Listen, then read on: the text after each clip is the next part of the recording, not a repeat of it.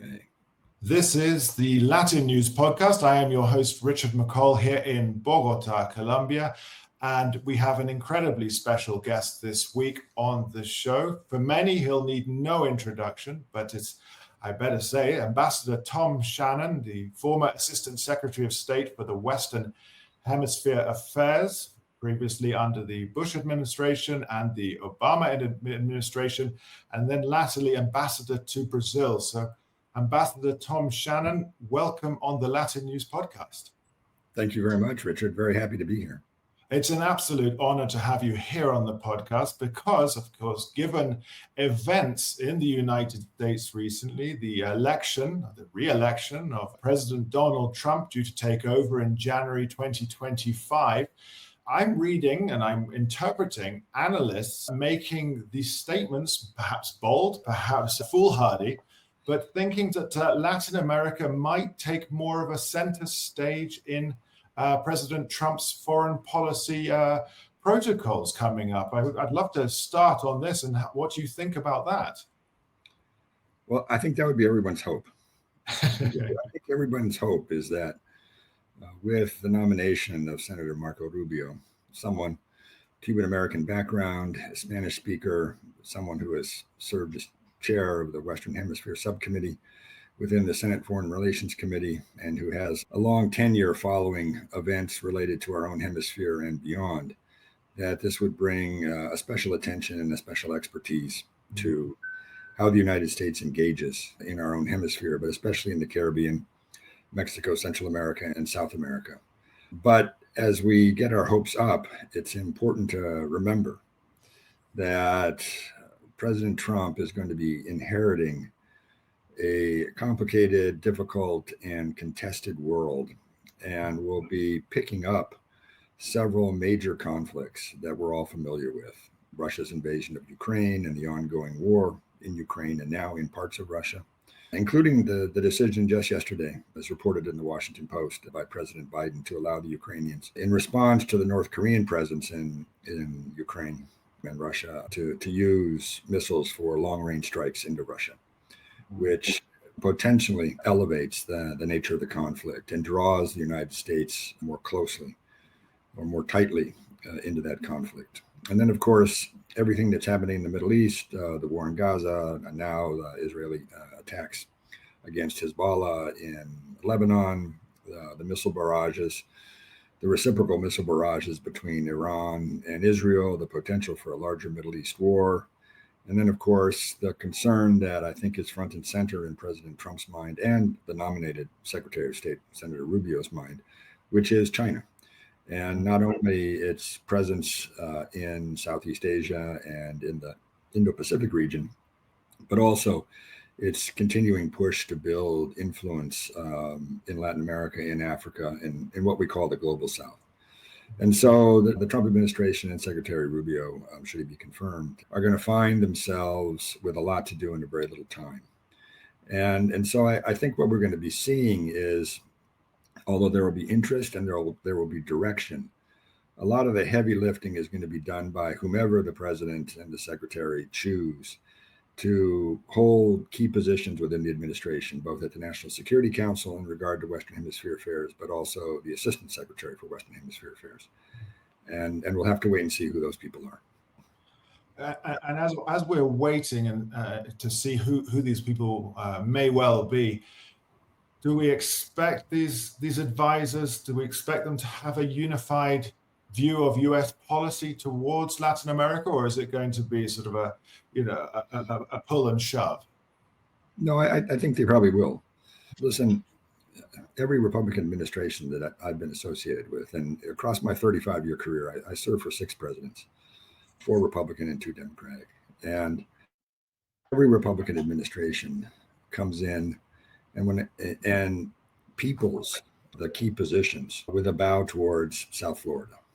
A clear recognition of the importance of Florida on the electoral and within the Republican Party. And I think we can assume something similar. I think we can assume that we're going to have people in key positions who reflect a foreign affairs vision or view of South America, which is really about the greater Caribbean. stretching across northern South America, especially Venezuela and Colombia, Central America, Mexico, and then the Caribbean itself. And so we're saying that the greater Caribbean, obviously applying to Florida, as you said, Colombia, Venezuela, and then of course Central America and the Caribbean islands, I imagine Haiti. Of course, we can't draw that out, Dominican Republic and beyond. But what about the southern cone then? And of course, Brazil. Listen, these are important countries, but they're, from the political viewpoint of these people, they're second-tier countries.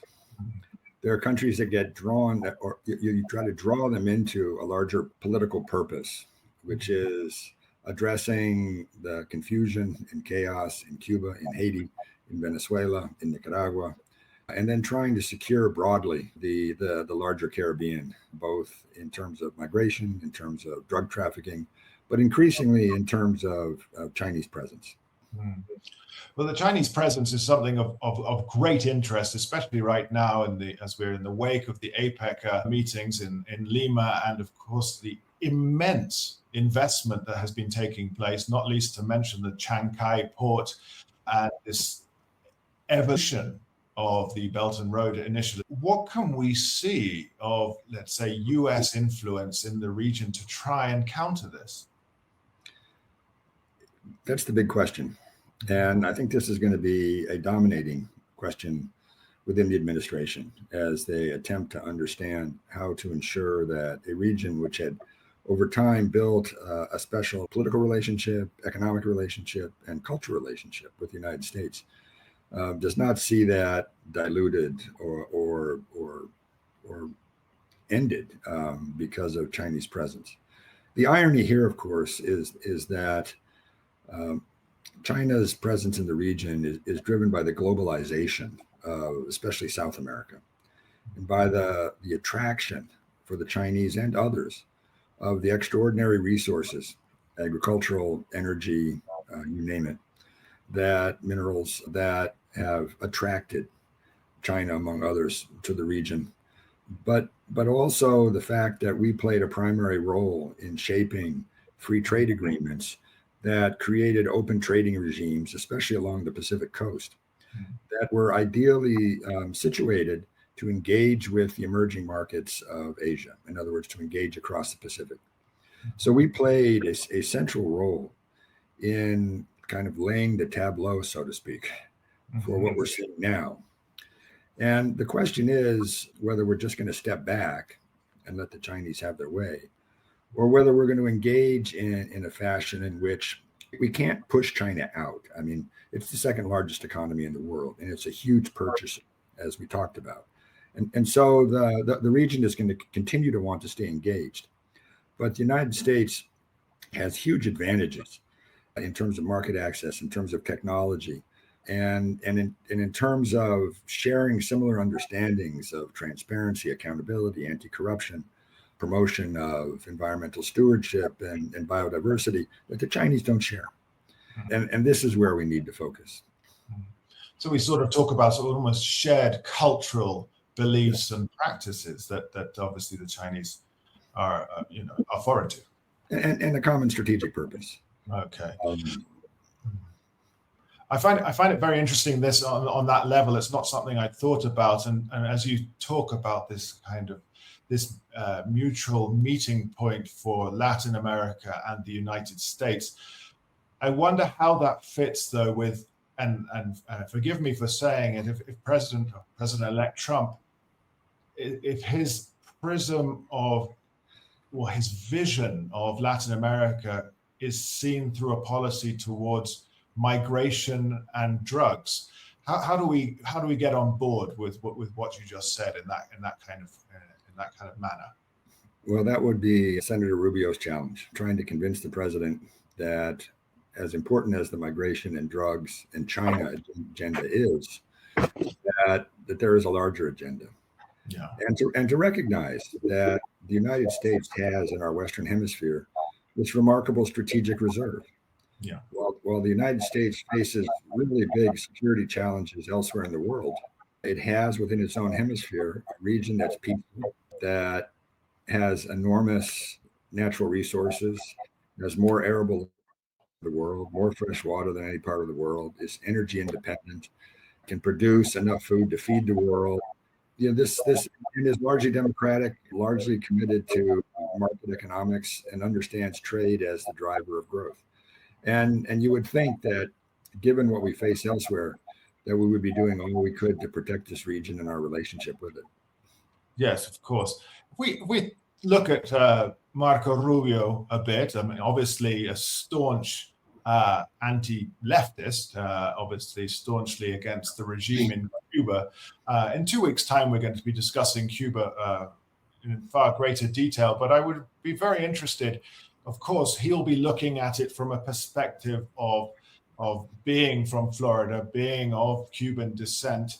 What more? I mean, what more can the U.S. do regarding Cuba under Rubio? I mean, we're looking at obviously sanctions and so on, but the regime has been there for some time. Yes, and it's not going anywhere because of us. When it does go, it's going to go because of the Cuban people. And what I think we need to keep in mind in dealing with Cuba, but also I think Venezuela, is that we have shown clearly that external sanctions will not drive fundamental political change. No. That it has to come from inside. And that inside does not mean an external diaspora. It means working with the political forces internally. But it also means protecting neighbors from the chaos and confusion that will continue to bubble in these countries. And so I would argue that in dealing with the challenges of Cuba and Venezuela, and to a certain extent Nicaragua, what we need to be doing is not so much focused on those countries themselves, but on all the countries around them. And looking for ways to strengthen our relationships with them, to strengthen our security presence, and to make clear that we have a common purpose and a common agenda, and that the Cubas, Venezuelas, and Nicaraguas are outliers. And because they're outliers, they won't be successful. So I would argue that you address this problem by making it bigger and by making it more comprehensive. Very interesting, that indeed. But so Venezuela obviously is we need to move on to that quite quickly, of course. We get this idea that President Trump has a degree of respect, certainly for the strong man, Nicolas Maduro. And of course, President Trump, the last time around, pegged his hopes to Juan Guaido in overthrowing the regime and reinstalling the democratic process. But of course, it was a failure. Do you think it will just be largely saber rattling, not wanting to get involved in Venezuela since he got his fingers burnt last time? That's a great question.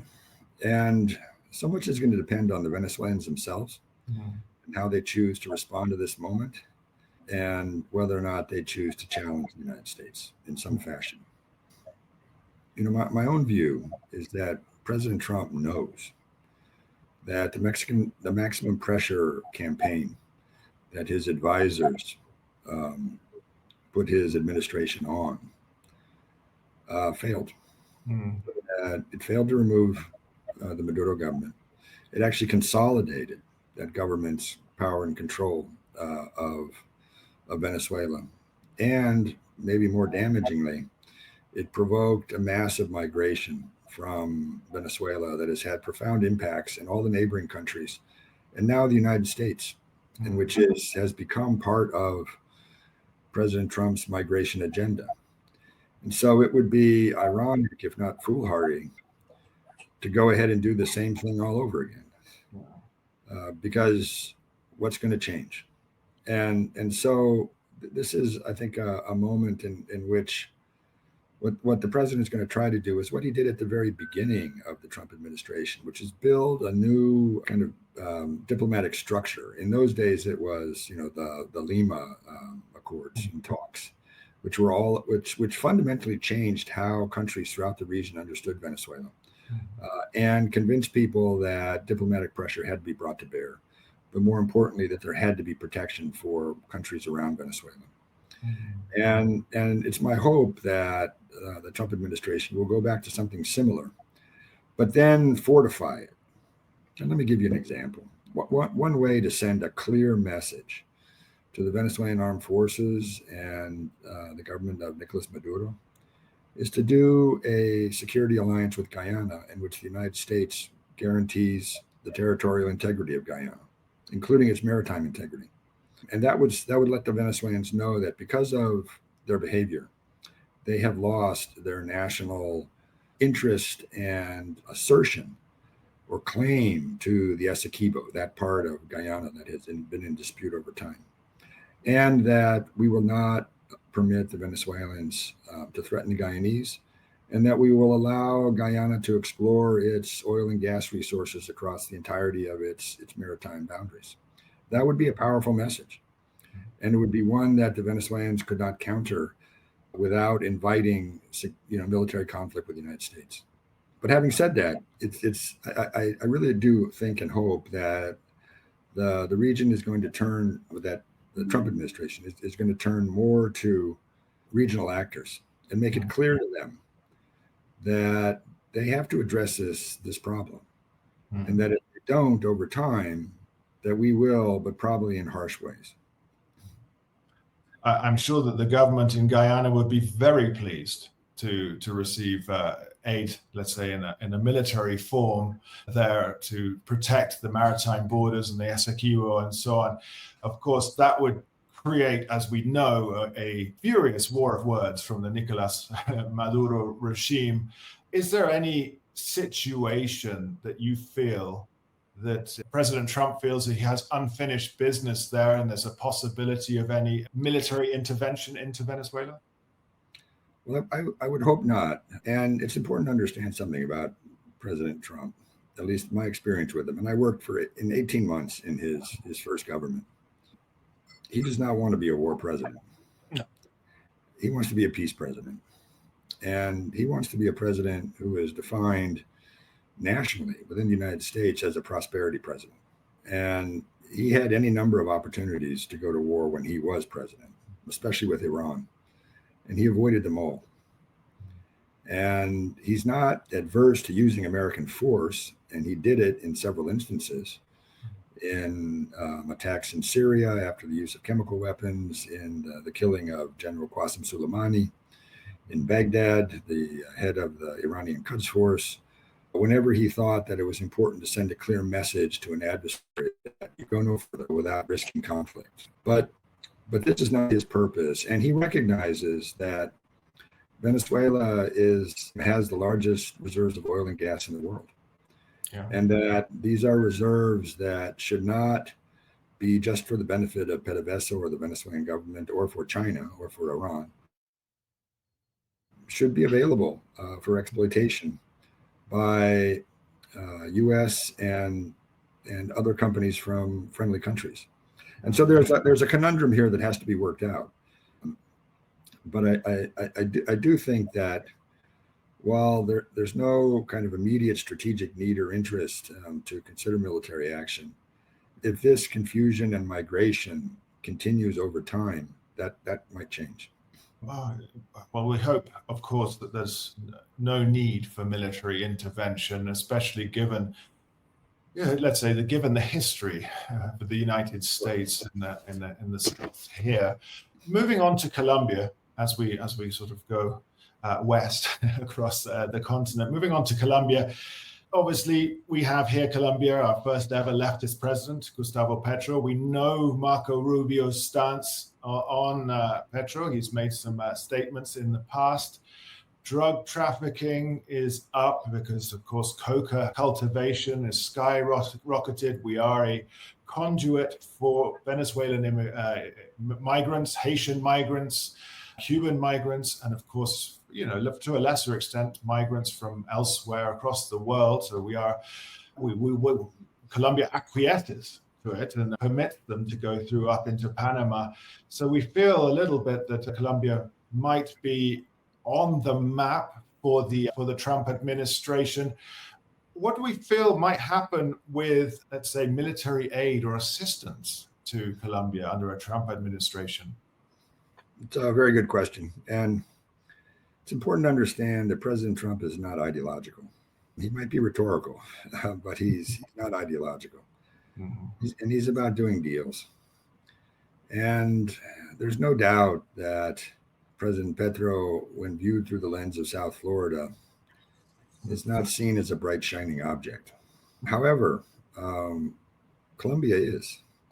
The United States has had a truly remarkable and maybe even unique relationship with Colombia over time, and has played a central role in just about everything that has happened in Colombia since the beginning of this century, since the election, even before the election of Alvaro Uribe. And in this regard, it would be a shame for the United States to step away from Colombia, because Colombia, is a fascinating South American country that historically has not related well to any of its neighbors, but it has related well to the United States. And I think that should this relationship deteriorate or collapse, that Colombia would find itself feeling quite alone at an important moment. But having said that, there's no doubt that migration and drugs are going to be a big part of how President Trump understands Colombia.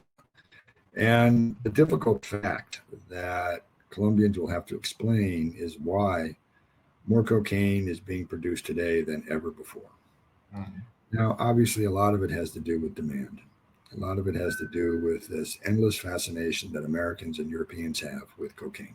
But that explanation is not going to soothe anybody here when it comes to additional security assistance to Colombia. So I would expect that the issue of the Darien Gap, the issue of who moves through Colombia and who goes north, and the porous nature of the Colombian frontier with Venezuela, and then the inability of the Colombian state to establish total control over its national territory and what that means in terms of drug production, are all going to be significant issues in the relationship. Yeah, I get the feeling, again, there's going to be a lot of rhetoric thrown around. I get the feeling, as you say, very interesting, the points on President Trump not being ideological, but certainly being someone who's, it's about commerce. It's about, as you said, it's about affluence in its way. That kind of brings me, I was going to leave it till later, but another leftist in the region, President Lula, and of course you were ambassador in Brazil for quite some time. Trump being good friends, if not best friends, with Bolsonaro, elections in 2026. We know that Lula is pragmatic, but how do we see that relationship? Well, Lula's the most experienced politician in Latin America, and he's one who has probably dealt with the most American presidents across time, and if not as president, as a significant political leader. And so I'm quite confident that the Brazilians will find a way forward, largely because Brazil has always been an interest-driven country. And even when it pretends to be ideological, it isn't. It is about its fundamental commercial interests, protecting its markets. And so I think there at least is ability to understand each other. And curiously enough, probably the best relationship that President Lula had with any American president was with George W. Bush, was with a Republican. And, Bush was uniquely open to leaders like Lula because he understood their impact and their power at the time of Lula's presidency. And he knew that Brazil, we needed Brazil as a partner on any number of issues. So it's my hope that there will be a clear recognition in the incoming administration that the second largest democracy and the second largest economy in the world, in the Western Hemisphere, needs to be respected and needs to be engaged, which of course doesn't mean that there's no political spillover. And you mentioned Bolsonaro, and there's no doubt that President Trump's reelection has energized, if not electrified, the right in Brazil and elsewhere in South America, because in Brazil's of a special interest, because Brazil and the United States right now mimic each other. What happens in the United States happens in Brazil. What happens in Brazil happens in the United States. And it's because our democracies are similar. And we're both struggling with larger issues, which is economic and social change, which has been transformative in nature, but also so profound and so fast that political parties, political institutions, and political leaders haven't been able to keep up. So voters are looking for anybody who can understand what the hell just happened and how to make their countries safer and more prosperous in this environment. And I think the larger challenge that President Lula is facing right now and that his party is facing is that they are a left of center party governing a right of center country. And this electrifying the opposition or the right, of course, we see it here in the mobilizations for the 2026 elections in Colombia. But kind of brings me quite nicely to President Milei in Argentina and his rapid visit to Mar-a-Lago after the Trump victory. Obviously, the relationship is far more one-sided, and Milei looking for any advantage possible. You did mention earlier on, which I find incredibly fascinating, is the U.S. policy or the U.S. look towards Latin America as that of the Greater Caribbean. We kind of, as you said, Milei and Argentina is definitely a second-tier nation when it comes to a relationship with the United States. This is really interesting, in my opinion. First of all, because of the change that's taking place in Argentina, and because the Argentine people have decided that they were not only going to step away from Peronism, but they were going to step away from the traditional opposition to Peronism and go with somebody who promised radical change.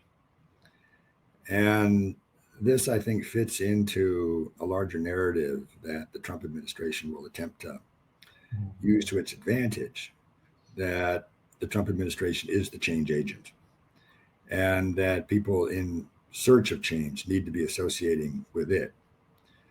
But while Milei is offering a radical approach, the diplomacy of his arrival in Mar-a-Lago is actually very traditional Argentine diplomacy.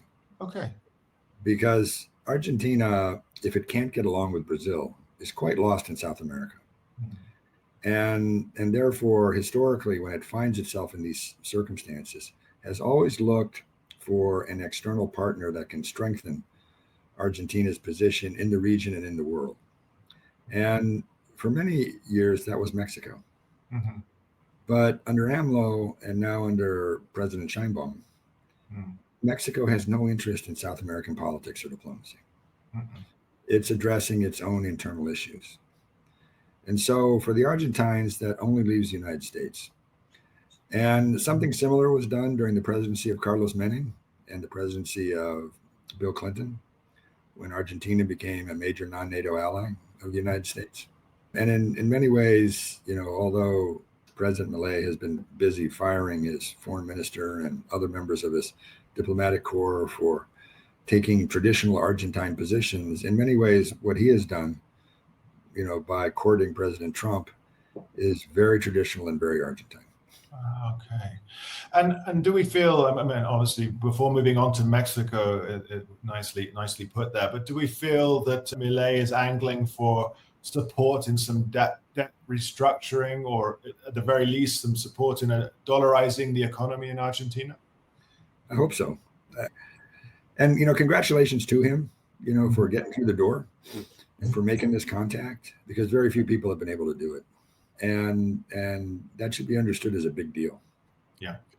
But let's remember, when Mauricio Macri was president of Argentina, he was a personal friend of President Trump's. I mean, they had a relationship that was independent of politics and preceded Trump's rise to the presidency. And yet, when Macri was running for election, the Trump administration did not offer its assistance in any meaningful way to President Macri. And they let him lose, which for me was astounding, given what President Macri was prepared to do for the United States. But it's all related to President Trump's trade and investment agenda.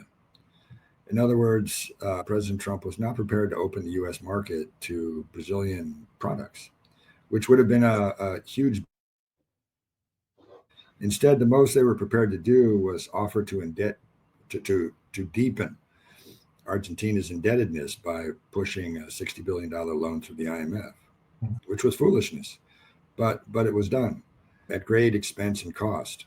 And so it's my hope that if the U.S. wants to be serious about its relationship with Argentina, if it wants to be serious about the success of somebody like President Milei, that they're prepared to engage with Argentina in a manner that is meaningful for Argentina. Much is being made, of course, of this friendship, or diplomatic friendship between Milei and Trump, but also usually in the same paragraph or usually in the same breath, the mention of President Bukele of El Salvador comes up as someone who's set to benefit probably from a Trump relationship. I find this questionable, but I'd like to know your opinion on that. A couple of thoughts. First of all, President Trump admires people who are successful. Mm-hmm. And President Bukele has been one of the most successful politicians in Central America and maybe all of Latin America. I mean, his popularity numbers many years into his tenure as president are sky high. I mean, they're Kim Jong-un numbers. They're numbers that you would never expect in a democracy. But they reflect the way that he has responded to his own people and the way he has sought to address issues that are meaningful to them, like security, but also the way in which he has attempted to change a narrative inside of El Salvador and get El Salvadorans to not look backwards, but to look forward. And I realize there are many people who are uncomfortable with many of the actions that President Bukele has made, especially on the security side. But then most of these people have never lived in neighborhoods where they can't go outside their homes without putting their lives at risk. So that will be attractive to President Trump. And it's already attractive to members of his family and to influencers like Tucker Carlson and others. But in many ways, the big test here is going to be a migration test. Yeah.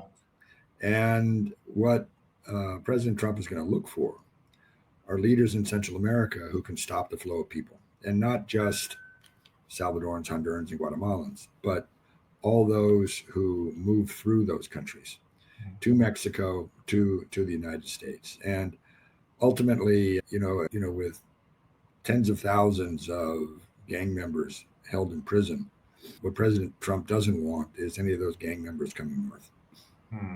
Definitely. Well, as we gallop across the region, it seems that the appropriate moment to mention Mexico here, President Sheinbaum, as you said, this is going to be a challenge for her. She doesn't have the character or the personality of López Obrador on this one, and the threat of trade tariffs, well, that's going to be hanging over her quite significantly. Do you think that she could use, migration as leverage, to take down tariffs with the administration? It's not called a Mexican standoff for nothing. I mean, the United States has leverage over Mexico because of trade. Mexico has leverage over the United States because of migration. And in many ways, one of the most successful relationships during the Trump administration within our hemisphere was the relationship with Mexico during the presidency of AMLO. Mm-hmm. And although Claudia Sheinbaum is not AMLO, she's a very skilled politician. She's somebody who has, governed one of the largest conglomerations of people in the world in the Federal District of Mexico, and who won an election in a country extraordinarily important to the United States, but also deeply fractured by economic differences and competition, by security challenges and issues. And the U.S.-Mexico relationship in many ways is going to be a bellwether about, in other words, if the U.S. and Mexico can find a way to move forward, then I think there's hope for how this administration relates to the rest of the hemisphere. Mm-hmm. But there could very well be some tough and scratchy moments at the beginning. But it's my hope that Mexicans who are very able, who understand the United States well and have deep experience in dealing with our eccentricities and the peculiarities of our domestic politics, will be able to navigate through this. And then just my hope that the Trump administration and a Secretary of State, Marco Rubio, will have the intelligence to understand that if we are going to go face to face with the Russians in Central Europe, if we're going to go face to face with the Iranians in the larger Middle East, if we're going to go face to face with the Chinese at Taiwan or someplace else, maybe we want to have a secure southern border. Maybe we want to have a country on the other side of that border that is prepared to work with us and doesn't view us with simmering resentment and anger, but actually sees themselves as part of a larger effort to secure the success and prosperity, not just of the United States, but of North America. And if we can reach that point of maturity, we'll be fine. This issue of maturity is obviously very pressing, and I would be interested to see how President Trump or, of course, Marco Rubio are able to convince national voters that this is important, because the idea of America first, the idea of not meddling overseas, and then saying, well, we need to work with Mexico, would be, I would say, contrary. But as we know, talking here, it's entirely related. There was talk. I mean, of course, there's talk of mass deportations. That's going to create friction. Of course, it will. An increased militarization of the border. What of the threats to send in drones to bomb the drugs laboratories or send in special forces and so on? You know, Woodrow Wilson did that Mm-hmm.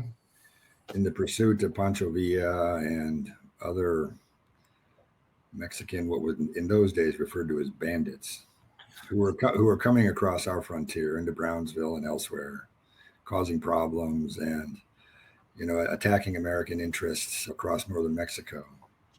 And General Pershing, along with military leaders like George Patton, chased Pancho Villa all over northern Mexico and never found him. So all I can say is good luck on that one. Because, you know, attacks on laboratories, attacks on certain individuals, as we have learned from our own experience, is never enough. And if in the process of attacking the homes of drug lords, a la Tom Clancy novels, if the thoughts of attacking laboratories with the idea that by knocking out 1 or 2 days worth of production, you're somehow having a profound impact on the flow of drugs. But at the same time, if you're enraging your neighbor, if you're enraging your partner, if you're convincing Mexicans that the United States is not only not a partner, but is hostile to the well-being, because there's no doubt that in any of these strikes, there will be unintended consequences. You know, then this is something that will take a long time to overcome. So it's much better to get the Mexicans to deal with this themselves. And there's plenty of tools to be used in order to do that. So I'm not convinced that anybody in their right mind would recommend that kind of activity, but I guess we'll hold our breath. We are holding our breath indeed. I certainly hope not, because you were referring to, is it clear and present danger, Tom Clancy, and interference in Colombia at that time? And I think it would be unwise, and well, in his first administration, funding was slashed to Central America, which we hope the funding goes into social, humanitarian, and let's say agricultural projects, things, of course, that we hope benefit society and therefore diminish the need for migration, climate migration, and so on, and of course illicit goods as being an economic driver. I think a Central American as a whole is always going to be a bit of a thorn in the side. There probably is unlikely to be any engagement between President Arevalo in Guatemala and President Trump. But I'm curious, and when we think of what's coming up next year, the elections in Honduras, because of course being a major transshipment country and of course route for migration, do you think there'll be some sort of, will the government address the elections or be involved in the elections at all? I really don't know. What's striking for me about Honduras, and it's a country I know well and I've worked on in any number of iterations, is that it's the only country in Central America and, in fact, all of Latin America that has a relatively permanent U.S. troop presence at Soto Cano Airfield. And the U.S. has been flying out of for decades in support of operations in Central America, but now increasingly in support of counter-drug and counterterrorism operations. In fact, almost all of what we do along the north coast of Honduras in an effort to interdict drug flows are because of our presence there. And independent of how people might understand the government of Xiomara Castro, she and her government have been very strong partners on security issues. In fact, the Minister of Defense of Honduras has been to U.S. Southern Command any number of times. And the General Laura Richardson, who just left command at U.S. Southern Command, has been in Honduras any number of times. And in fact, the Hondurans have asked for an increased U.S. military presence along the Mosquito Coast in order to address drug trafficking issues. And then on top of that, the Hondurans are busy trying to build an interoceanic railway that will complement the flow of goods and services across Panama and would make Honduras a kind of a strategic point in the movement of goods into the Caribbean and the Atlantic and to the east coast of the United States. And they have offered the United States kind of first place in how this railway is built and how it moves from one port to another. So there's huge strategic advantage in Honduras if you can see past the politics of the moment. And it's my hope and understanding that the Trump administration will open its eyes and understand what's at stake in Honduras, which is not a single government. It's not an ideological position. It's a strategic partnership that has been built over time and that should continue over time. I think that's it, isn't it? It's the strategic partnerships that are going to ring true here in this administration. We have been talking a long time, but we haven't even yet addressed elections in Ecuador and, of course, elections in Bolivia next year. And we haven't addressed Haiti, so perhaps we should move faster. But I'm curious about Bolivia, of course, because of the lithium and what is needed by, well, at the moment, one of President Trump's best friend seems to be Elon Musk, and Elon Musk will need lithium. And if the US turn their back, we know that China, Russia are moving in there. Is there going to be a renewed policy towards the math in the party there in Bolivia for lithium? A great question. Lithium mines in Argentina, Chile, and Bolivia are going to make that triangle of countries influential. If they can find some way to define their own domestic policy and approach towards mining of lithium, if they can maintain some degree of political stability, and if they can find ways to work together to ensure that those who are coming in search of lithium, whether they be Americans or Chinese, don't pick them apart. And, Bolivia has an opportunity, along with Argentina and Chile, to play a central role in a global energy transition. And so it's my hope that and I think Argentina and Chile are well on this path, but it's my hope that Bolivia also would understand this as an opportunity to no longer be kind of a mountain hermit kingdom defined by coca leaf, but actually a country that is going to play a central and a critical role in the global economy of the 21st century. It's possible. It seems a big ask with the political movements within Bolivia, but things change fast. I think really we should finish on Haiti, obviously an absolutely incredibly sad humanitarian tragedy that has been in the making for more than 15 plus years, and of course exacerbated by natural disasters and the assassination of Jovenel Moïse. We've discussed this last week on the LatinNews podcast with experts from Crisis Group International, and it really does not make for very positive listening. The only thing I can see through is obviously President Biden has been trying to convince, I guess the international community and the UN that there should be a peacekeeping mission there beyond let's say, the assistance from the Kenyan police. Can President Trump strike a deal with China and Russia to support this movement? Haiti is an issue that the United States would prefer to ignore. Yes. Until, of course, you can't ignore it. And it's a shameful episode for the United States, because in the aftermath of the UN stabilization mission, MINUSTA, and in the aftermath of the departure of a largely inter-American stabilization force led by Brazil, Haiti has been in a downward spiral that has put the country into chaos, violence, and confusion, with really significant human cost, not just to Haitians, but even to Americans, with the killing of U.S. missionaries and others.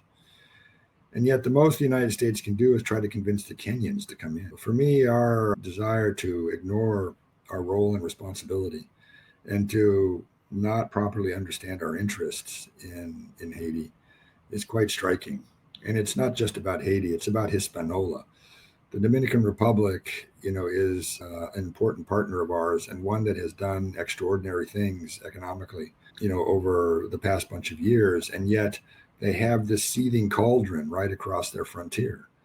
And we should be looking for ways to stabilize that entire island, if for nothing else than to permit the Dominican Republic to continue to be a major and important actor in the region. But also to avoid the kinds of migration crises that we've seen in Haiti out of the past. And so this is a problem that I think the Trump administration is going to do its best to ignore until it can't. And that's a shame, because by the time you ignore it, it's very hard to fix. Yeah. And so we can expect the humanitarian tragedies, unfortunately, to continue. All I can say really is thank you so much for your time. It has been incredibly informative, and your wealth of knowledge seems to have no end. So let me take this moment to say thank you to Ambassador Tom Shannon, former Assistant Secretary of State for the Western Hemisphere Affairs, first under the Bush administration, then under the Obama administration, a former ambassador to Brazil. I could go on with all the accolades on your resume, but as you say, keep it short. Thank you so much for your time. It really has been a quite incredible conversation. No, thank you very much. I've enjoyed it, and I wish you the very best. Thank you. This has been the LatinNews podcast. I have been your host, Richard McCall, talking to Ambassador Tom Shannon. I know you've enjoyed this episode because it has been just truly a revealing episode for the realities, or the possible realities, of the U.S. Influence and the United States under President Trump, and of course his policy towards Latin America. So don't forget to subscribe, tune in, share, and we're back every fortnight with a new episode about something in the region for you to tune into. Thank you again, and goodbye.